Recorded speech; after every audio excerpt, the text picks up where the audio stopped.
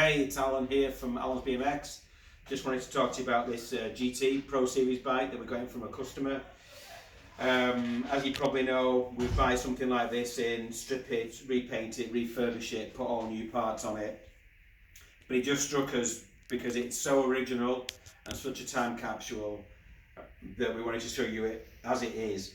And sometimes these things are really good for reference to see what kind of parts people actually ran back in the day. But it's a fairly straightforward build. The frame and fork is GT Team Series. I think it's about 1985. I don't think they changed much between those years, 83, 84, 85, 86 even. But yeah, really good survivor condition. The customer actually had new stickers to be able to get it repainted, but we've ended up not using those. The rest of the build's really nice. We would normally put, a new Cashimax Aero seat in it, new Diacom brakes, new Tech 3 lever, but these are all originals. So it's an Cashimax MX seat, GTC post, SRC clamp, matching SR 422 stem, which matches the seat clamp. They're kind of not anodized, they're sort of some sort of lacquered finish on those, but they do match.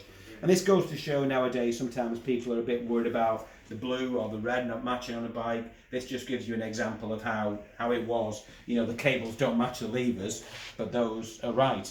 The headsets are more turquoise shade, but that is how it is. So when you were building the bike in the 80s, no one sent all the parts off to get reanodized and come back so that they all matched. This is all part of the flavour of how a bike was.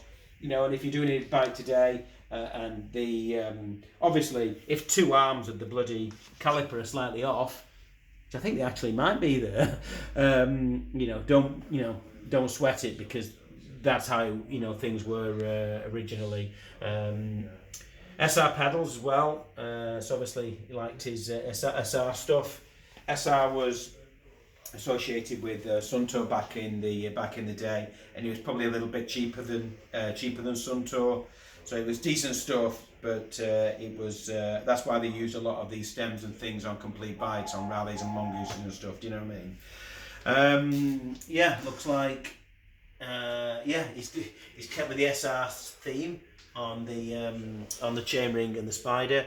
They actually did these as a complete kit. You could buy them with the spider, the bolts, and the chainring all assembled together from the factory. So yeah, that's quite cool. I'm not sure what one-piece crank it is.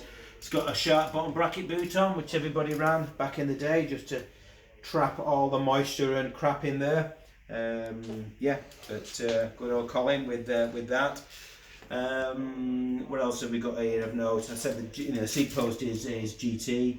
They're either Suntour or Suzuki hubs, or even SR hubs, keeping with the theme. Oh, there you go, they're SR, so it's like an SR factory build, right? And tramline UK rims, which are in really good shape. These are shiny side, so these rims came from the factory already with the anodizing taken off the side, so you didn't get those unsightly marks when you ran brakes. So that's quite a cool thing. The 890's still got these little stoppers on as well.